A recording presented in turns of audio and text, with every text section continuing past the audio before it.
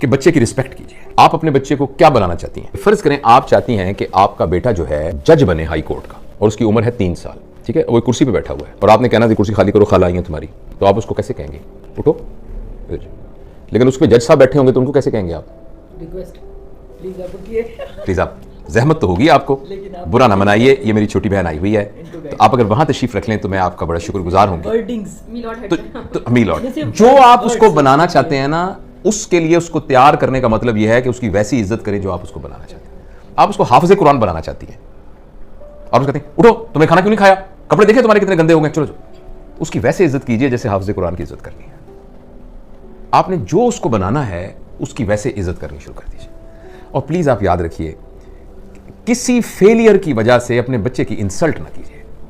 बच्चे के लिए सबसे बुरी बात है इंसल्ट। जब पेरेंट्स को गुस्सा आता है ना, अपना इलाज कराइए। गुस्से वाली वर्कशॉप्स अटेंड कीजिए, इसलिए कि वो एक इंडिविजुअल है। आप जरा मेरी इंसल्ट करके दिखाइए मुझे इस वक्त। आप नहीं कर सकेंगी, मैं जुर्रत नहीं कर सकता आपकी इंसल्ट करूं। मैं जरा सा आपसे बदतमीजी बोलूं, आप उठ के खड़े, क्या मतलब भाई? आप उठ के मोबाइल फेंक के आप उठ के चलने जाना शुरू कर देंगे। आपके बच्चे के अंदर भी वही जज्बात हैं, मगर इत्तेफाक से वो आपसे कमजोर है। जब आपने बच्चे को थप्पड़ मारा है ना किसी बात पर, वो बच्चा आपको थप्पड़ मार नहीं सकता, मगर आप यकीन कीजिए वो थप्पड़ आपने बैंक में जमा करा दिया है। लेकिन सर हमने तो ये सुना है ना कि अगर जैसे उस्ताद डांटता है या जो पेरेंट्स होते हैं वो डांट रहे हैं, या तो वो आपकी बेहतरी के लिए आपके सामने आपको डांट रहे हैं, आपके पीठ पीछे आपको बुरा, लेकिन इससे बेहतरी नहीं हो रही। इसको साइंटिफिक स्टडीज ने बताया है कि इससे बेहतरी नहीं हो रही है। अगर ऐसी होती तो डांटने से बेहतरियां हो जाती। तो हमारे पेरेंट्स ने हमें डांटा तो हम तो सही हो गए। एक्सक्यूज आपको लग रहा है? मैं इस बात को खत्म कर लूं ताकि हम इसको समेट लें, फिर बीच में से जो ज़मीनी बातें निकलेंगी हम डिस्कस करेंगे। देखिए, जब आपने बच्चे को थप्पड़ मारा है ना, या कहा है तुम नालायक इंसान हो, और अगर तो वो 7 साल से कम उम्र का है ना, फिर तो इससे बेहतर था कि आप उस बच्चे को कत्ल कर देते। ये ज्यादा, मैं एक्सजरेट करके बयान कर रहा हूं, सिर्फ एक इमोशन उसमें अटैच करने के लिए। मगर 7 साल से कम वाले के अंदर आपने रिकॉर्डिंग मशीन में डाल दिया ना, तुम नालायक इंसान हो, तुम जिंदगी में कुछ नहीं कर सकते, भटकोगे तुम गलियों के अंदर। आप यकीन करें, वो 7 साल के बाद सारी जिंदगी आपकी इस बात की लाज रखते हुए साबित करेगा कि मैं भटकूंगा। वो साबित करेगा कि मैं भटकूंगा। और अगर आपने उसको थप्पड़ मार दिया, वो थप्पड़ बैंक में जमा हो गया, जैसे मैंने अर्ज किया था, और उसमें फिर बैंक जैसे हर साल सूद देती है, वो सूद के साथ इकट्ठा हो रहा है। अभी वो आपको थप्पड़ मार नहीं सकता, एक वक्त में आएगा वो आपको थप्पड़ मारने के काबिल हो जाएगा और वो आपको थप्पड़ मारेगा। वो थप्पड़ जरूरी नहीं कि फिजिकल मारे, वो अचानक कहेगा मामा मुझे दुबई में नौकरी मिल गई है। आप कहेंगे मेरा तो एक ही बेटा है, लेकिन मामा आखिर रोजगार के लिए मुझे जाना ही होता है। आप कहेंगे जिसके साथ शादी की है ना मैंने, अजीब मैं बहू बेहाल आई हूं, हालांकि मेरे भाई की बेटी है, पता नहीं इसने क्या मेरे बेटे के कान में फूंक मारी है, वो उसको लेकर दुबई चली, मुझे जोड़ों का दर्द है, इसके अब्बा को हार्ट अटैक हुआ है, इसको ख्याल ही नहीं आया। वो थप्पड़ था जो कि सूद के साथ इकट्ठा हुआ है, और वो अब उसने आपके मुंह पे मारा है। इसलिए बच्चा अगर आपके यहां पैदा हो गया है तो वो आपका मेज या आपकी कुर्सी नहीं है, वो आपकी प्रॉपर्टी नहीं है।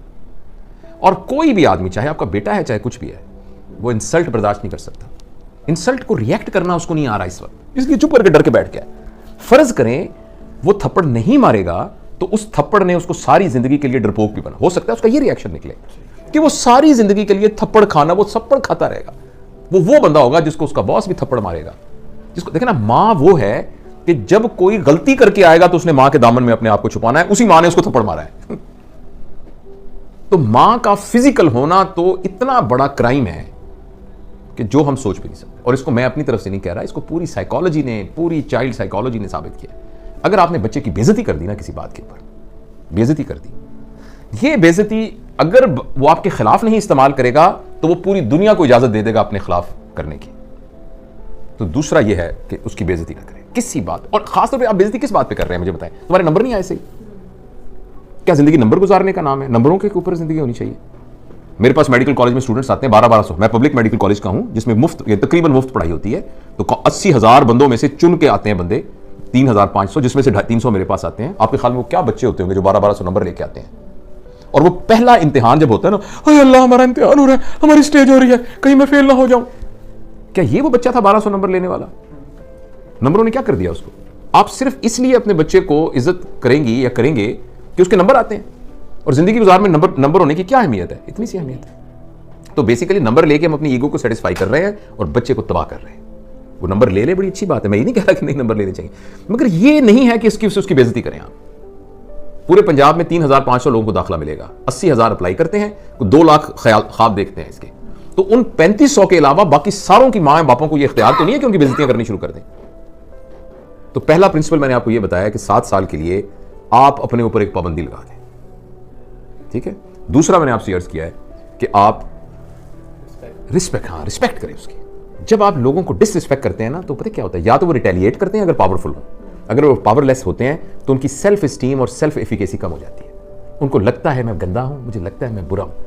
मेरे लिए मेरी मां से बड़ी सनद कोई नहीं है जिसको मैं देखकर, आंखों में देखकर फैसला करता था क्या सही है क्या गलत है। उसी मां ने मुझे थप्पड़ मारा है, यानी मेरे ऊपर सबसे बड़ा फतवा लग गया है कि मैं गंदा आदमी हूं, मैं इस काबिल हूं कि मुझे मारा जाए। क्यों भाई? जो मेरे लिए दुनिया की सबसे बड़ी मुकद्दस हस्ती थी, उसने ये फतवा दिया है कि तुम थप्पड़ मारने के काबिल हो। इसका ये मतलब है। तो अब अच्छा, ये तो कहा ना आपने बच्चे, आपने बीच में आपके सवाल का जवाब दे दो कि जो अब तो ये वक्त गुजर गया, आप क्या करें? अब ये करें कि बच्चे को बुलाएं और बुला के कहें, बेटा अब तक की जिंदगी में तुम्हारी तरबियत के सिलसिले में अगर मुझसे कोई गलती हो गई है तो मुझे माफ कर दो। वो कहेगा मामा आप क्या कर रही हैं?